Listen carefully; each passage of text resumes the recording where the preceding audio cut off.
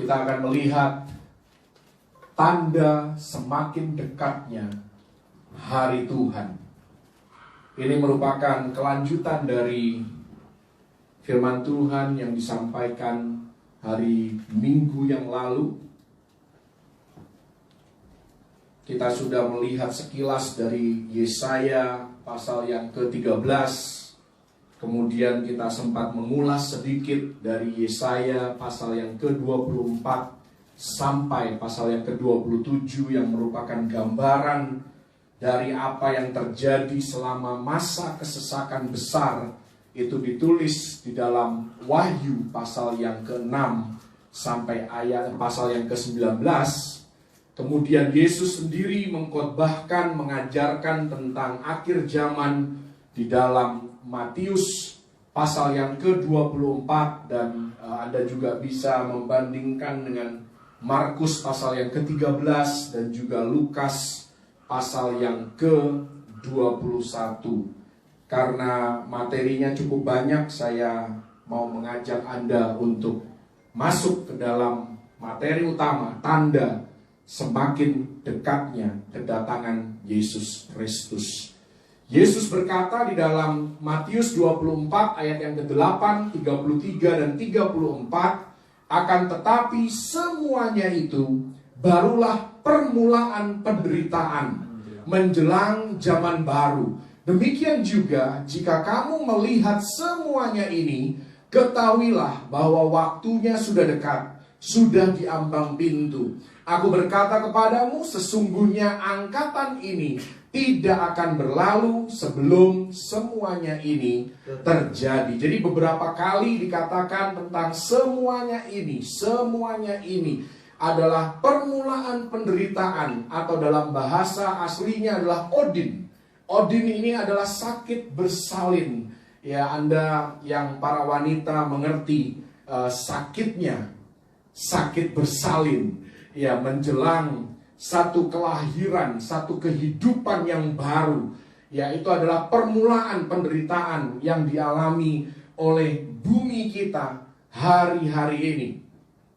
Dan Matius 24, Markus 13, Lukas 21, Yesus memberikan kepada Anda dan saya satu drone view. Ini pemandangan dari atas, satu gambaran besar dari kedatangan Kristus kali yang kedua. Karena itu dikatakan semuanya ini tentunya merujuk kepada berbagai hal yang akan terjadi menjelang kedatangan Yesus Kristus kali yang kedua. Di sana ada antikris, ada penghakiman, ada mark of the beast atau tanda sang binatang yang sangat ditakuti oleh banyak orang hari-hari ini. Ya, tadinya COVID sangat ditakuti, sekarang muncul vaksin, vaksinnya pun ditakuti oleh banyak orang. Saya juga bingung, saudara. Tuhan kasih solusi, malah banyak yang menolak solusi dari Tuhan. Saya juga bingung, saudara. Jadi siapa yang benar, mana yang benar, sudah tidak jelas lagi. Itulah arah dunia kita, penuh dengan tipu daya, penuh dengan hoax. Karena itu kita harus terus melekat kepada Tuhan, tahu lebih banyak tentang firman Tuhan, supaya kita dilepaskan dari tipu daya dunia. Ya, di sana kita juga melihat iblis dilepaskan dan sebagainya dan seterusnya. Selanjutnya kita lihat, ini adalah yang sudah berulang kali ditunjukkan kepada Anda. Ini merupakan kerangka daripada kitab Wahyu. Ya, beserta dengan pasal-pasalnya, dari pasal yang pertama sampai pasal yang terakhir, pasal yang ke-22. Apa yang ditulis di sana, Wahyu 1 sampai 3 itu berbicara tentang gereja Tuhan di bumi yang akan ditutup dengan rapture. Dan rapture sendiri dibicarakan di berbagai tempat, di berbagai ayat, pasal di dalam Alkitab kita. Yohanes 14, Lukas 24, Kisah 1, 1 Korintus 15, 1 Tesalonika 4. Ya, setelah rapture gereja ada di sorga. Ini ditulis di dalam Wahyu 4 dan 5 serta Wahyu pasal yang ke-19, di mana gereja di sorga akan melalui satu pengadilan bema, di mana mereka akan menerima upah dari Tuhan untuk segala pekerjaan yang sudah dilakukan selama hidupnya. Itu ditulis dalam 1 Korintus 3, 2 Korintus pasal yang kelima. Setelah itu bumi ini akan masuk ke masa tribulasi, Wahyu 6 sampai 18, dan diakhiri Wahyu 19, yaitu dengan kedatangan Yesus Kristus kali yang kedua. Setelah itu kita akan masuk ke dalam zaman 1000 tahun, kerajaan di mana Yesus Kristus akan memerintah di bumi. Itu ditulis di 6 ayat yang pertama dari Wahyu pasal yang ke-20. Di akhir masa kerajaan 1000 tahun akan ada pengadilan tahta putih, yang disingkat di sini sebagai PTP. Itu ayat 7 sampai 15 dari Wahyu pasal yang ke-20. Kemudian 2 pasal terakhir di dalam kitab Wahyu menuliskan tentang orang-orang percaya yang akan tinggal di rumah Tuhan selama-lamanya bersama-sama dengan Bapa di surga. Saya akan mengulas minimal ada 10 tanda dari kedatangan Yesus Kristus kali yang kedua. Kita lihat tanda yang pertama, dan kata kuncinya di setiap tanda yang ada adalah global. Segala sesuatu yang diprediksikan oleh firman Tuhan itu bersifat global. Itulah artinya bahwa kedatangan Yesus Kristus sudah semakin dekat. Ya, yang pertama adalah tanda telekomunikasi global. Ya, Wahyu 11 ayat 9 dan 10. Dan orang-orang dari segala bangsa dan suku dan bahasa dan kaum melihat mayat mereka. Ini berbicara tentang 2 saksi Allah yang akan diutus di awal masa kesesakan besar untuk berkhotbah kepada orang-orang Yahudi. Ya, khususnya terkonsentrasi di Israel. Tetapi ketika mereka mati, dikatakan di sini seluruh dunia melihat. Ya, ini artinya berbicara tentang bahwa dunia kita, dunia di mana hal itu terjadi nantinya, itu sudah terkoneksi. Bukankah dunia kita sudah terkoneksi hari-hari ini? Mereka semua akan melihat mayat mereka 3,5 hari lamanya, dan orang-orang itu tidak memperbolehkan mayat mereka dikuburkan. Dan mereka yang diam di atas bumi, jadi bukan hanya di Israel, tetapi semua orang yang ada di bumi pada waktu itu, mereka bergembira dan bersuka cita atas mereka itu, 2 saksi Allah itu, dan berpesta dan saling mengirim hadiah. Bayangkan saudara, ya, seorang pendeta mati, ya, yang selama ini dikhotbahin oleh pendeta itu sangat senang mendengarnya bahwa pendeta itu mati. Bahkan mereka saling tukar menukar hadiah. Ya, kapan di zaman sejarah manusia bisa saling mengirim hadiah? Bukankah kita hidup di zaman ini, di zaman seperti yang ditulis dalam ayat ini, bahwa kita bisa saling mengirim hadiah? Baik Anda tinggal di Indonesia, kemudian Anda punya kerabat di Amerika, Anda bisa mengirim hadiah ke Amerika. Demikian juga sebaliknya. Dikatakan di sini karena kedua nabi itu telah merupakan siksaan bagi semua orang yang diam di atas bumi. Tersiksa jiwanya karena manusia akhir zaman semakin jahat dan semakin tidak mau bertobat. Wahyu 17 ayat yang ke-8, dan mereka yang diam di bumi, yaitu mereka yang tidak tertulis di dalam kitab kehidupan sejak dunia dijadikan, akan heran apabila mereka melihat bahwa binatang itu telah ada, namun tidak ada dan akan muncul lagi. Ini berbicara tentang bangkitnya Antikris sebagai penguasa dunia, dan itu pun akan dilihat oleh seluruh penduduk dunia, yang menunjukkan bahwa Anda dan saya, ya, karena kita sudah hidup di dunia yang sangat terkoneksi, karena itu tidak lama lagi Yesus Kristus akan mengangkat gerejanya dan menyatakan hari Tuhan atas bumi ini. Mari kita lihat slide berikutnya, betapa terkoneksinya seluruh dunia. Ya, titik-titik biru ini berbicara tentang para viewers, mereka yang melihat tayangan Facebook di seluruh dunia. Yang hijau ini berbicara tentang para broadcaster. Ini adalah yang menyiarkan siarannya, dan itu pun sudah ada di seluruh penjuru dunia.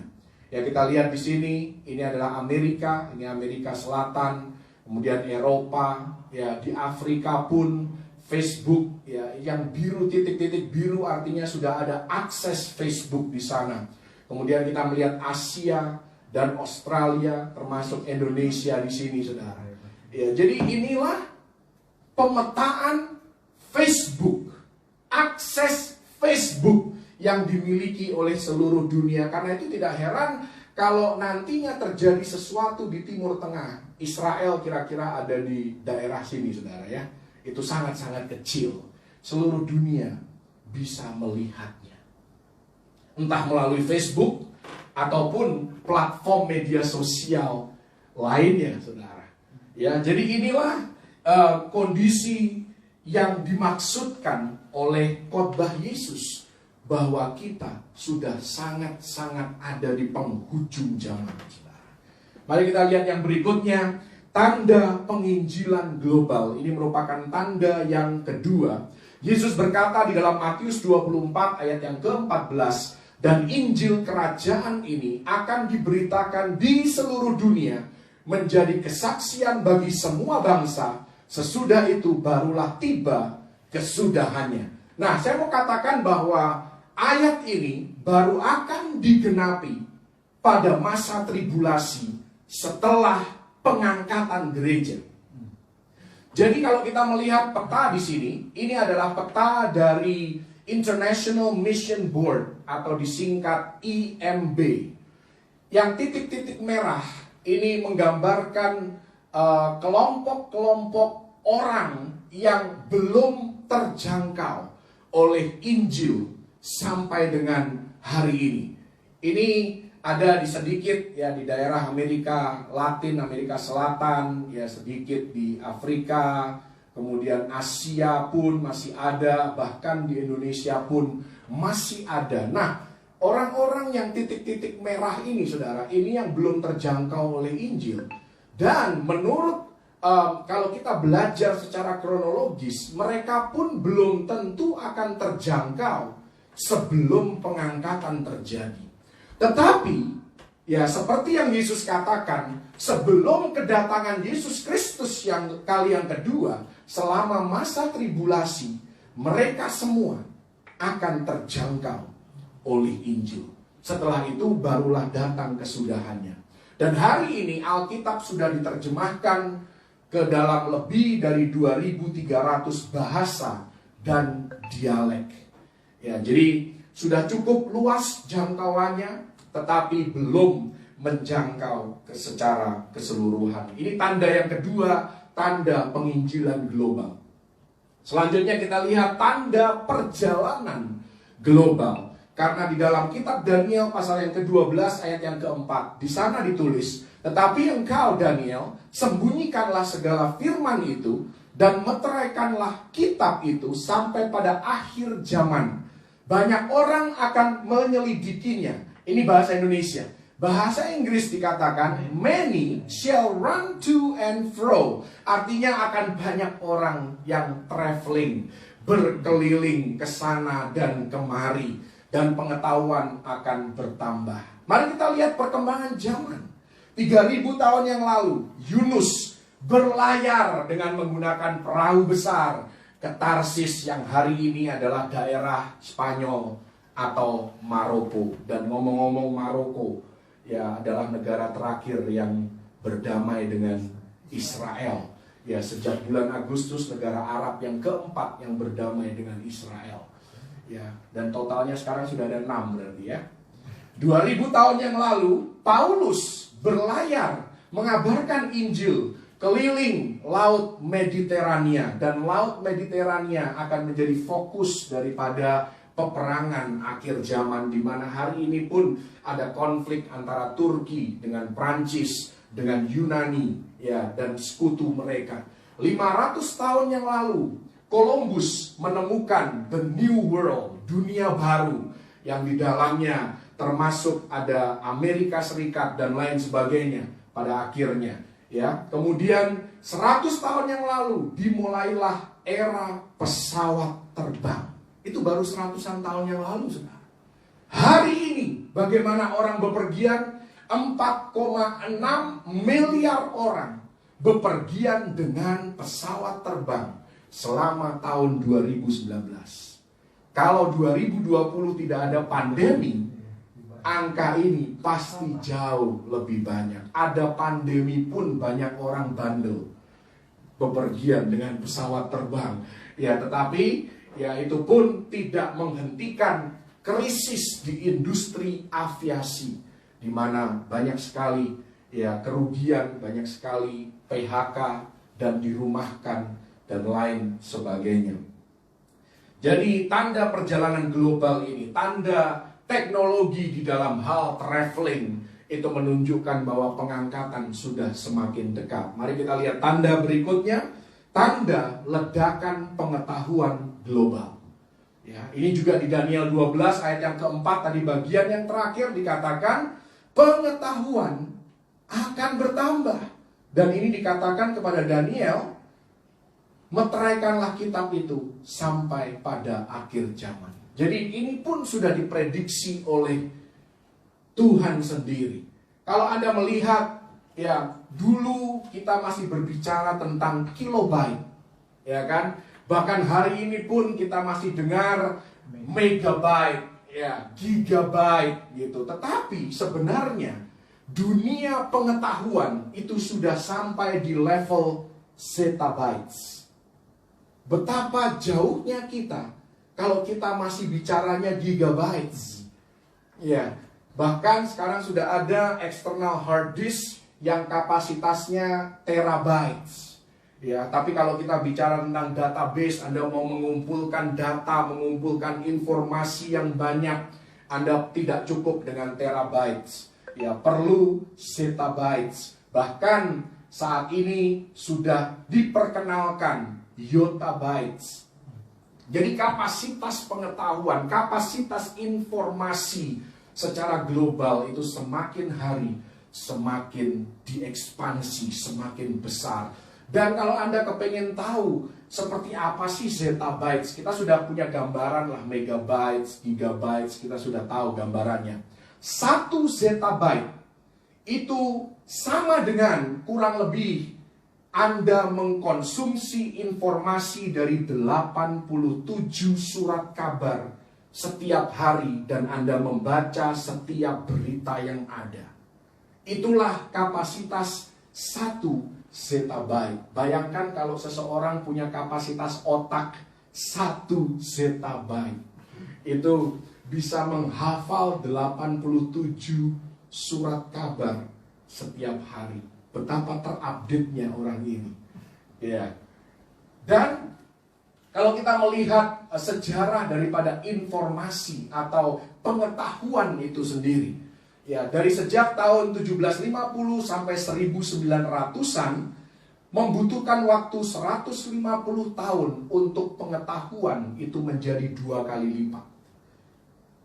Antara 1900 sampai 1950 itu perlu 50 tahun untuk pengetahuan menjadi 2 kali lipat. Ya, lebih singkat lagi hanya butuh 10 tahun untuk pengetahuan menjadi double. Itu antara tahun 1950 sampai 1960. Ya, ini cuma 10 tahun saja, saudara. Kemudian hanya membutuhkan waktu ya antara 1960 sampai 1992 hanya dibutuhkan waktu 5 tahun sekali untuk pengetahuan itu berlipat ganda 2 kali lipat. Dan hari ini tahun 2020 informasi atau pengetahuan itu berlipat ganda setiap 73 hari. Ini hanya lebih dari 2 bulan saja.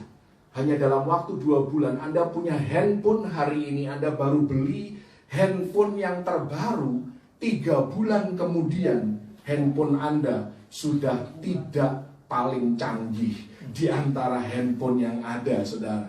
Jadi sudah muncul ya pengetahuan yang baru, handphone yang baru. Ya, dan Ya, kita melihat hari-hari ini, makanya dunia kita dipenuhi dengan gadget, apalagi ada yang namanya Google. Anda bisa mendapatkan dan memperoleh informasi apapun di dalam Google. Ada konsekuensi negatif dari bertambahnya pengetahuan, kedurhakaan bertambah banyak. Dosa semakin mudah untuk diakses hanya dengan satu klik.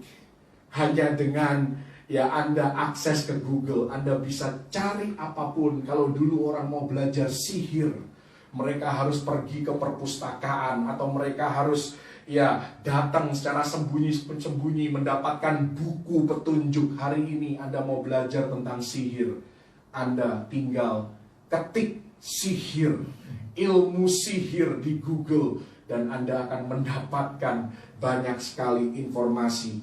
Akhirnya apa? Terjadi dosa yang semakin bertambah-tambah. Bahkan manusia menjadi semakin sulit untuk bertobat. Selalu menyalahkan Tuhan untuk bencana. Tidak pernah mau introspeksi diri. Mau kehidupan yang nyaman dan lain sebagainya. Itulah konsekuensi negatif daripada bertambahnya pengetahuan. Mari kita lihat tanda yang berikutnya, tanda iklim global. Yesus berkata di dalam Lukas 21 ayat 25 dan 26, dan akan ada tanda-tanda pada matahari dan bulan dan bintang-bintang, dan di bumi bangsa-bangsa akan takut dan bingung menghadapi deru dan gelora laut.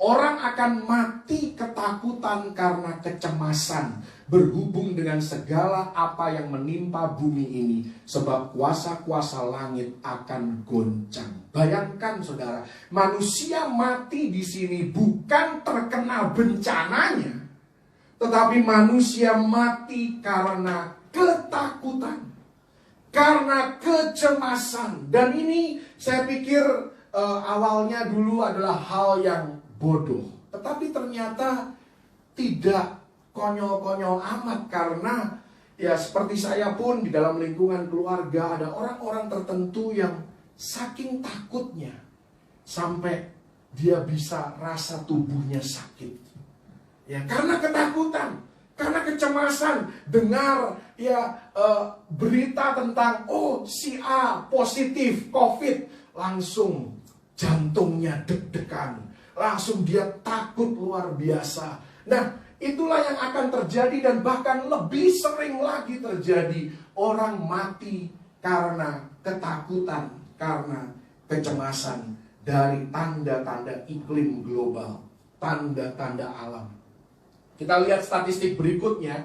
Ini yang sudah terkumpul sampai tahun 2018 tentang bencana alam. Ini dari sejak tahun 1980-an sampai 80 sampai 2018. Ini dibagi warna merah, ini berbicara tentang peristiwa atau bencana geofisik yang adalah gempa bumi, tsunami, kemudian gunung meletus. Kemudian yang hijau ini adalah peristiwa meteorologis, ini berbicara tentang berbagai jenis badai, taifun, dan lain sebagainya. Kemudian yang biru ini berbicara tentang bencana hidrologis atau banjir, kemudian ada pergerakan tanah, dan lain sebagainya. Dan yang terakhir ini bersifat klimatologis. Ini adalah extreme temperature atau cuaca-cuaca ekstrim, kekeringan, kemudian ada juga forest fire, ini kebakaran hutan dan lain sebagainya yang hari-hari ini juga makin marak. Kita lihat di sini dari tahun 1980 sampai 2018 grafiknya cenderung naik secara jumlah. Dan ini pun sudah diprediksi oleh firman Tuhan, dan ini akan lebih intens lagi di masa kesesakan besar. Wahyu 8 ayat 5 dikatakan di sana ada guruh dan halilintar, ada gempa bumi. Ayat 7 hujan es dan api. Sekarang di tempat-tempat yang biasa tidak ada hujan es, sudah mulai terjadi hail atau hujan es. Kemudian ayat 8 dan 9 erupsi dan tsunami.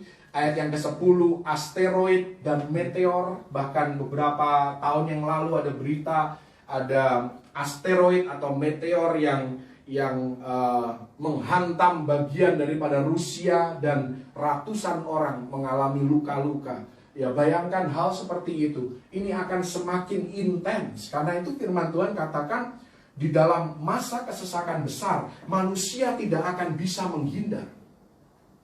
Ya, seluruh bumi akan mengalami sakit bersalin itu. Ya, karena itu, ya, bagaimana kita bisa lepas dari semua itu? Terimalah Yesus Kristus sebagai Tuhan dan Juru Selamat. Hiduplah di dalam keselamatan oleh Dia. Maka kita akan dilepaskan dari semua kekacauan yang akan terjadi di atas bumi. Khusus di Indonesia, mari kita lihat statistik gempa di Indonesia. Ini diambil dari BMKG, yang adalah badan meteorologi yang sah di Indonesia. Ya, sejak tahun 2013 di sini ada kecenderungan peningkatan aktivitas gempa di Indonesia dan kenaikannya cukup drastis, saudara. Tahun 2013 itu hanya sekitar 4.000-an.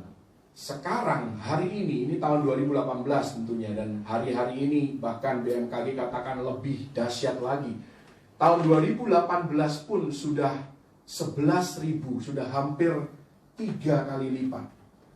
Dari 4.000 menjadi hampir 12.000 aktivitas gempa. Dan khusus gempa yang besar di atas skala magnitude 5 itu kecenderungangannya juga naik dari 220 menjadi hampir 297.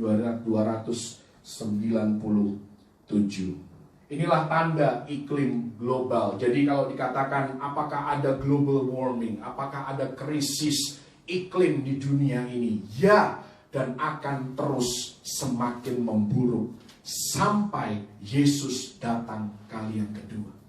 Jadi Yesus memberikan kepada Anda dan saya kadang-kadang berpikir bahwa saya ini orang yang sangat-sangat pesimis. Tetapi saya mau katakan Yesus adalah orang yang pesimis juga terhadap keadaan bumi di masa yang akan datang. Semakin mendekati kedatangannya kali yang kedua, Yesus juga semakin pesimis terhadap kondisi dunia di mana Anda dan saya hidup ini. Jadi jangan merasa bersalah Anda merasa pesimis tentang masa depan bumi ini. Tapi kalau tentang masa depan Anda, kita harus belajar untuk optimis. Haleluya.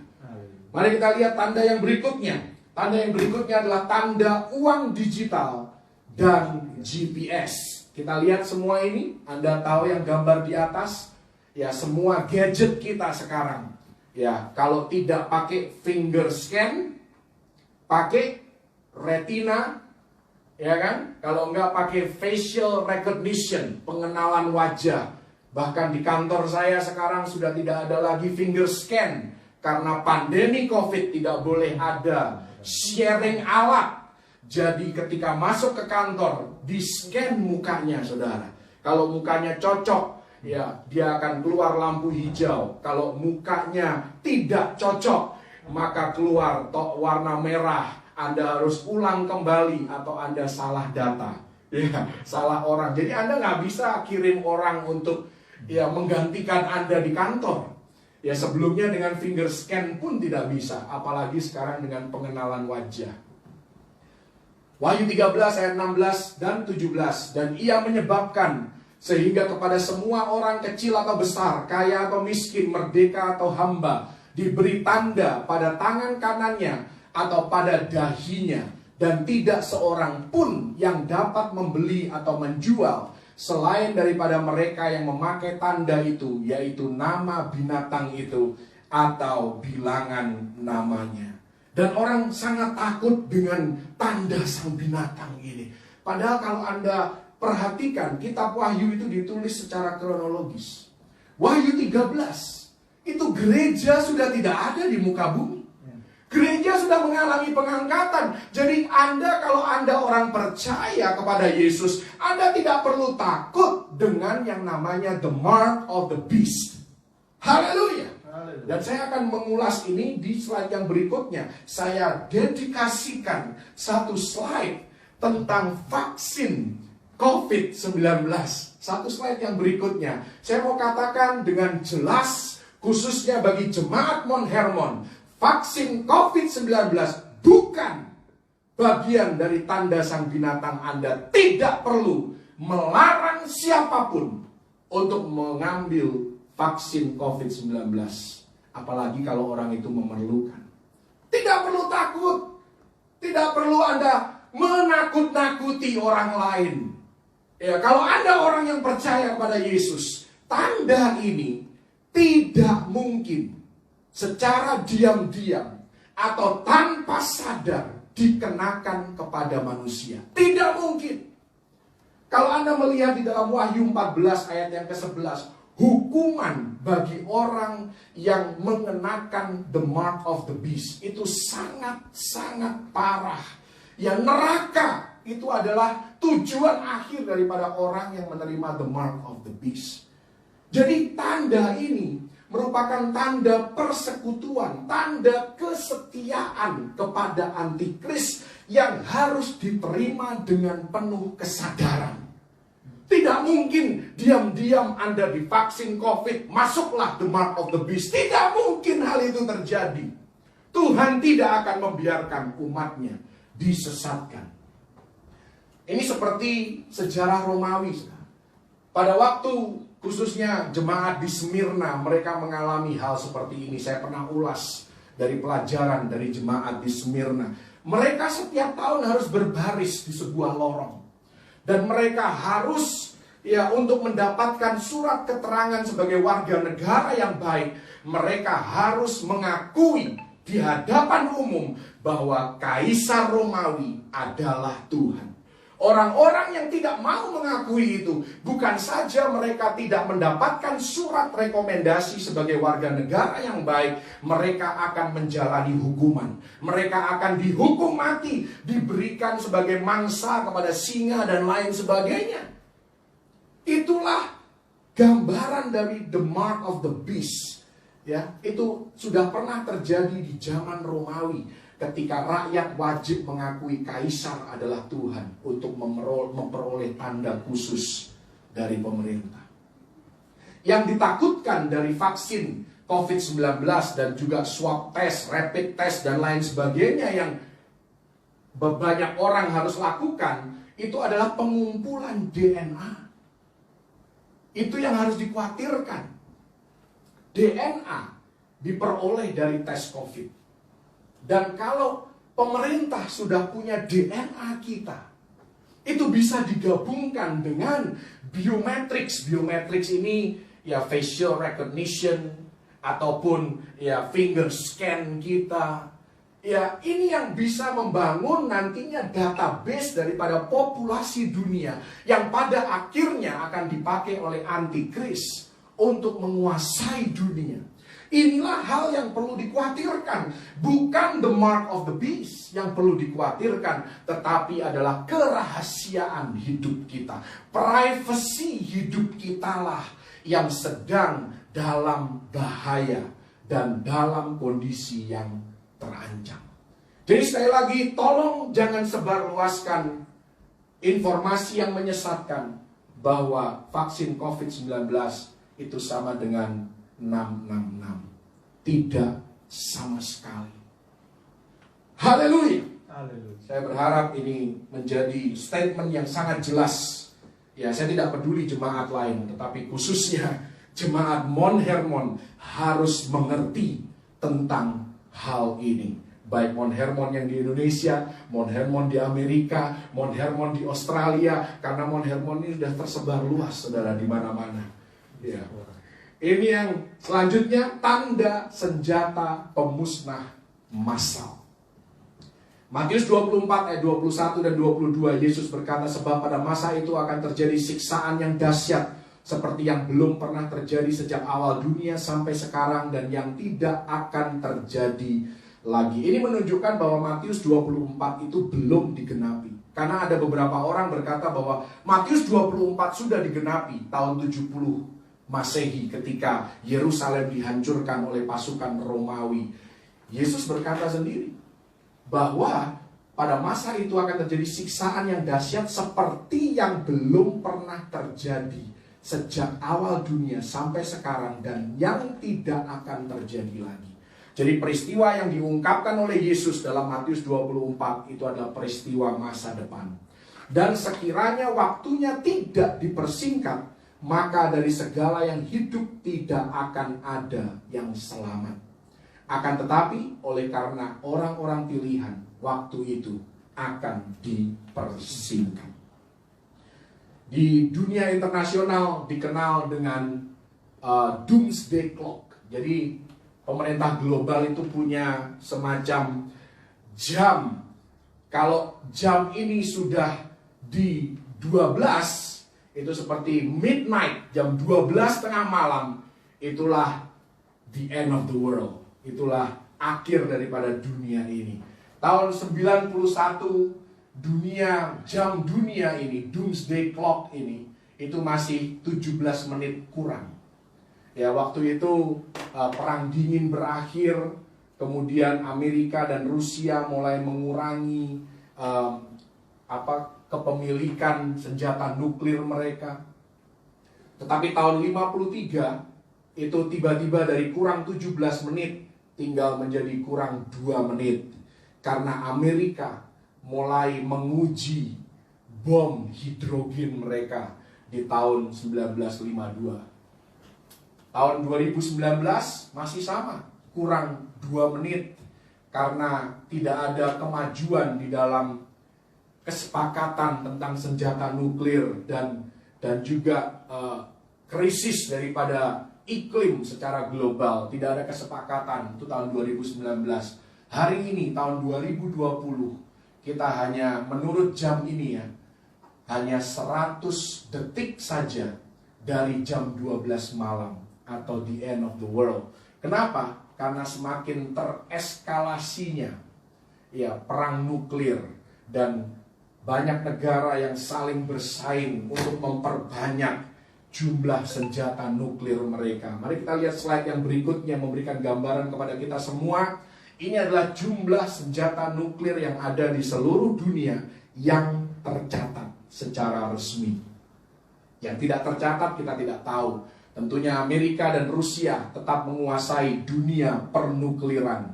Mereka punya kurang lebih 6.500, 6.800 ya Amerika, kemudian Rusia, ya kemudian diikuti dengan Prancis, diikuti dengan Inggris dan China. Israel sepertinya hanya punya 80, tetapi kalau Israel perang kemungkinan ini akan ikut. Jadi Anda bisa gabungkan ya sekutunya Israel, bukan cuma Israel yang berperang, saudara. Ya, Pakistan, India, ini semua, saudara.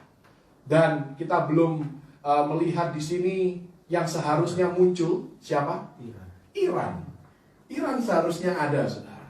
Ya, tetapi sepertinya kita tidak punya laporan secara resmi karena selalu ada cat and mouse game.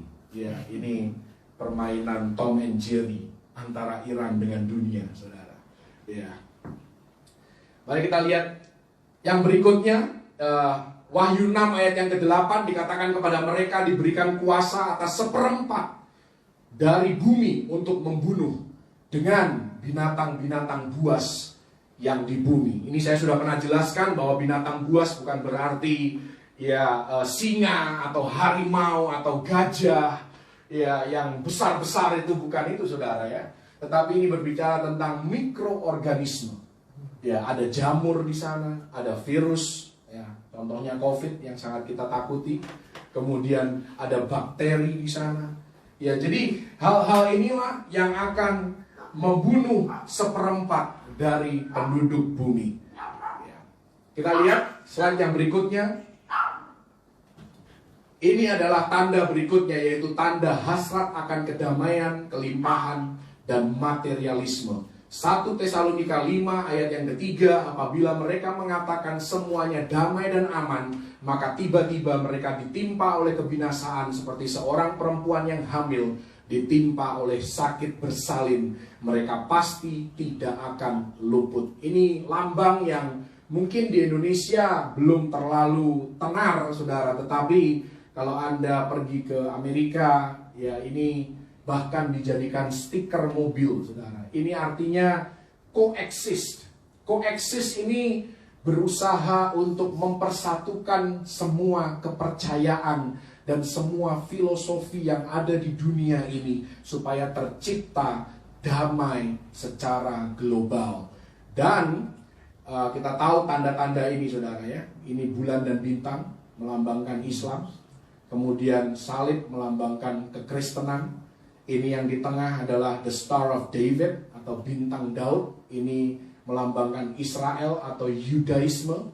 Kemudian Yin dan Yang, ini berbicara tentang Konghucu, Taoisme dan lain sebagainya. Ini global peace, kita tahu kan, tanda damai. Yang tengah ini berbicara tentang equality of gender. Ini kesamaan gender, yaitu antara laki-laki dan perempuan. Kemudian yang tengah ini I berbicara tentang penyembahan terhadap benda-benda di langit, penyembahan berhala dan lain sebagainya. Jadi inilah organisasi ya dunia yang sedang merintis satu gerakan mengarah kepada global peace sebelum hal ini akan menuntun kepada global Holocaust. Anda tahu Holocaust? Holocaust adalah gerakan Nazi ketika Hitler memerintahkan pembunuhan dan penyiksaan daripada orang-orang Yahudi. Ya, bahkan berkorban 6 juta jiwa kurang lebih orang Yahudi pada terjadinya Holocaust. Oke, kita lihat tinggal 2 tanda lagi, saudara. Tanda penyakit global. Ya, kita sudah tahu ini, kita sudah tahu gambar ini kan. Kalau Anda belum tahu gambar ini, berarti Anda kurang informasi, saudara ya. Lukas 21 ayat yang ke-11, dan akan terjadi gempa bumi yang dahsyat di berbagai tempat, akan ada penyakit sampar. Nah, penyakit sampar inilah penyakit yang berujung kepada kematian. Ya, kita tahu COVID dapat berujung kepada kematian. Dan kelaparan akan terjadi juga hal-hal yang mengejutkan, tanda-tanda yang dahsyat dari langit. Ini merupakan COVID, maksudnya merupakan peristiwa global pertama dari permulaan penderitaan. Karena seluruh dunia fokus kepada hal yang sama. Terjadi lockdown di seluruh penjuru dunia. Negara saling menolak satu sama lain, khususnya negara yang dianggap tidak patuh, tidak berhasil mengatasi COVID ya, Indonesia termasuk di dalamnya. Makanya kita banyak dicekal di negara-negara lain. Meskipun sampai hari ini pun Indonesia juga belum menerima ya wisatawan mancanegara untuk masuk ke Indonesia. Yang tadi saya sudah singgung, DNA dapat dikumpulkan melalui berbagai tes yang ada. Kita lihat slide yang berikutnya. Di samping COVID sebenarnya masih ada juga bakteri-bakteri yang lain, yang merupakan bakteri yang resistan terhadap antibiotik apapun.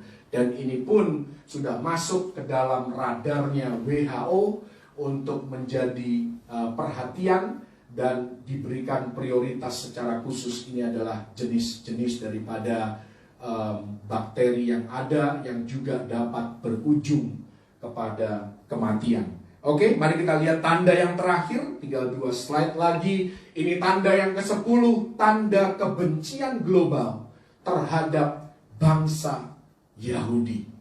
Ya, Zakaria 12 ayat yang ketiga, maka pada waktu itu aku akan membuat Yerusalem menjadi batu untuk diangkat bagi segala bangsa. Siapa yang mengangkatnya pastilah mendapat luka parah. Segala bangsa di bumi akan berkumpul melawan dia. Kalau Anda mau tahu rumus daripada perang Harmagedon, ini rumusnya, saudara. Israel ditambah Rusia ditambah Iran, itu sama dengan perang Harmagedon. Dan semuanya itu sedang menuju ke sana.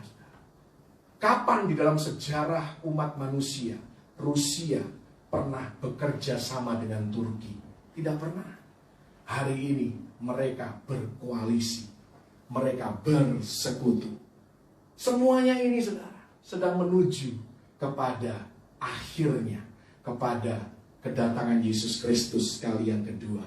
Saya berharap Anda punya sense of urgency untuk hidup bagi Tuhan lebih dan lebih lagi. Slide yang terakhir, menyambut kedatangan Yesus Kristus kali yang kedua, Martin Luther berkata, ini adalah bapa reformasi iman. I have but 2 days in my calendar. Saya hanya punya 2 hari di dalam kalender saya. Yang pertama adalah today, hari ini. Dan hari yang kedua adalah the day I stand before Christ. Hari di mana aku akan berdiri di hadapan Kristus di pengadilan Bema. Pertanyaannya adalah, apakah kita hidup hari ini seolah-olah Yesus Kristus akan datang untuk menjemput kita hari ini juga? Kalau Anda menjalani kehidupan seolah-olah Yesus akan datang hari ini akan menghapuskan banyak hal jahat yang kita rencanakan, yang kita mau lakukan. Hal-hal dosa yang tadinya terpikir untuk kita lakukan, kita bisa mencegahnya. Karena kita punya pemikiran, oh Yesus akan menjemput aku hari ini juga. Aku harus siap sedia. Jadi kalau kita semua orang-orang percaya, orang-orang Kristen hidup seolah-olah Yesus akan datang hari ini, hal ini akan menghapuskan banyak kejahatan, banyak keburukan yang ada di sekitar kehidupan kita. Saya berdoa biar ini memberikan kepada Anda dan saya satu peringatan, satu dorongan untuk kita mau lebih lagi fokus kepada Tuhan, hidup bagi kemuliaan nama Yesus Kristus. Tuhan Yesus memberkati. Haleluya.